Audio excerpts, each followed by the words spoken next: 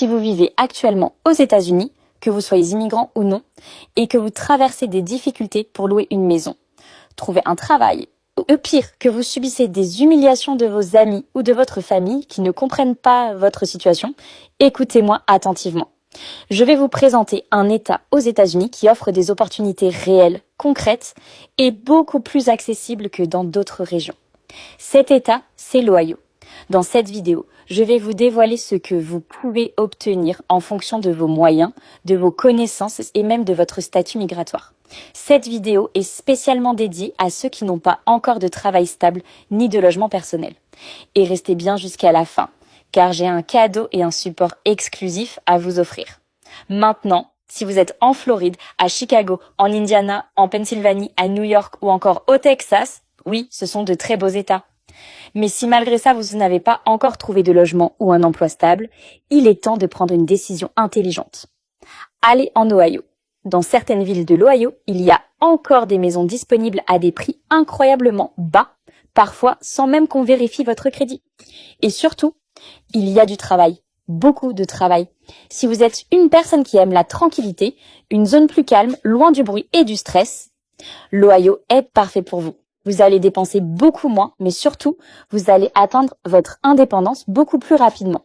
Savez-vous qu'il y a même des maisons qui restent vides plus d'1 an faute de locataires, et même certaines personnes âgées qui proposent de payer une partie pour que vous habitiez avec elles. Et ce n'est pas tout.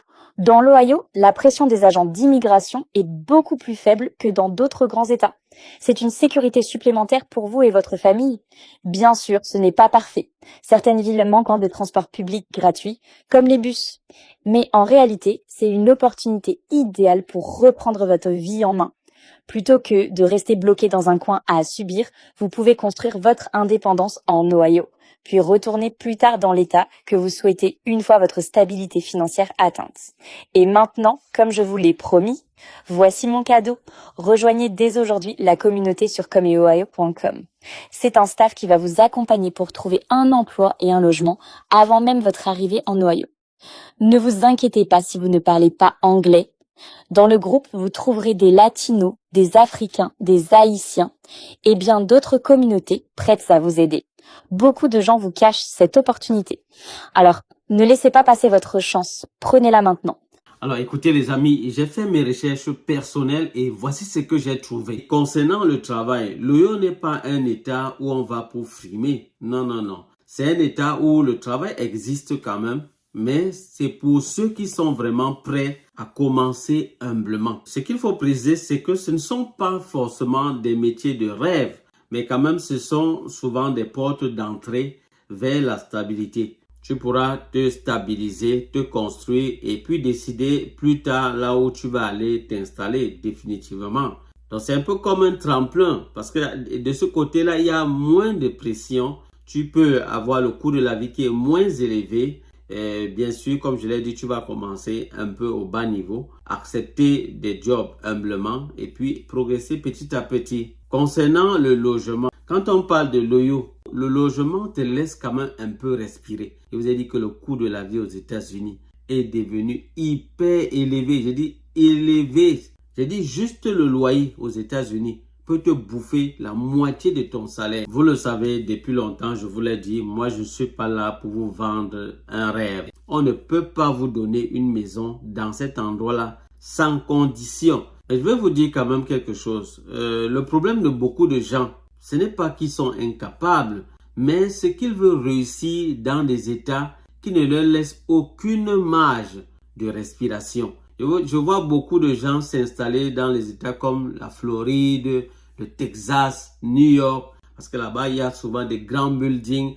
Et peut-être parce qu'ils veulent imiter. Aux États, ici au Canada, par exemple, quelqu'un qui décide de s'installer à Toronto. Non, il faut que tu sois prêt. Hein. Il dit qu'il faut que tu sois prêt. Il faut d'abord, premièrement, que tu aies un bon job qui te paye bien. Parce que les loyers là-bas sont encore plus chers. Il y a Toronto, Montréal, les villes que je viens de citer là. C'est grave seulement, les amis. Je vous assure. Je dis c'est grave.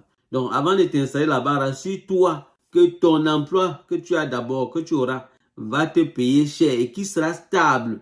Donc, voilà pourquoi je dis toujours, il vaut mieux trouver quand même une stratégie. Si tu te rends compte dans un état, tu ne t'en sors pas, tu n'es pas stable, c'est mieux de changer d'état, d'aller là où ça sera plus abordable pour toi. Donc mes frères, si vous connaissez quelqu'un qui s'est installé à Oyo et qui a pu mieux s'en sortir, dites-le en commentaire, ou bien même si vous vivez là-bas, je vous prie de partager votre témoignage en commentaire. Ça va permettre aux autres peut-être de mieux comprendre.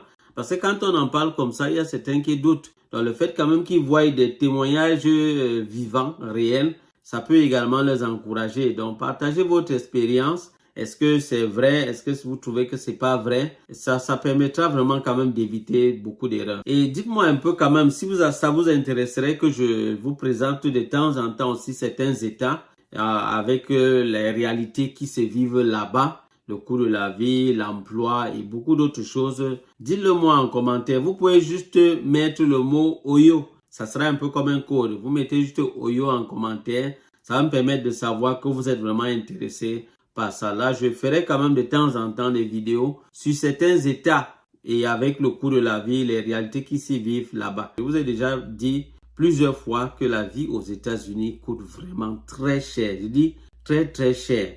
Donc, c'est juste une opportunité que je vous présente et vous allez vous-même appliquer votre discernement, faire d'amples recherches pour voir si ça peut vous convenir.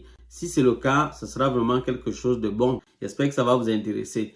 Mais n'oubliez pas, vous devez activer toutes les notifications. Donc, abonnez-vous si ce n'est pas déjà fait, mais activez également toutes les notifications. Juste à côté du bouton s'abonner, il y a une petite cloche. Vous cliquez dessus et vous choisissez activer toutes les notifications. Sinon, c'est que lorsque je vais publier ma vidéo, vous ne la verrez sûrement pas. Vous ne la verrez pas. Parce que YouTube envoie les vidéos en fonction des centres d'intérêt des personnes. Et je dis merci à tous ceux qui l'ont déjà fait. Merci également à ceux qui partagent nos vidéos. Même si ça ne les concerne pas directement. Lorsque je fais une vidéo, les amis, écoutez-moi bien, nous formons une communauté. Et si on se dit qu'on doit vraiment s'entraider, il faut qu'on comprenne une chose claire. Même lorsqu'une vidéo ne te concerne pas toi, personnellement, ça peut aider un frère, ça peut aider une sœur. Donc, le fait pour toi de cliquer, de regarder quand même un peu la vidéo, même si c'est 4 ou 5 minutes, si la vidéo dure 10 minutes, tu peux prendre même 4 ou 5 minutes. Pourquoi pas regarder toute la vidéo? 10 minutes, c'est pas aussi tuant que ça. Donc, tu peux regarder la vidéo, tu essaies de voir, ok, d'accord, moi, ça ne me concerne pas particulièrement, mais je vais partager dans les groupes où je suis, dans le but que s'il y a peut-être quelqu'un là-bas qui peut être intéressé par ça, ça puisse l'aider. Et même dans ce groupe, il peut y avoir une autre personne qui connaît quelqu'un qui en a besoin, les amis. C'est de cette manière qu'on s'entraide. Et ça, beaucoup de communautés l'ont comprise. Et je crois qu'il faut aussi qu'on comprenne cela chez nous.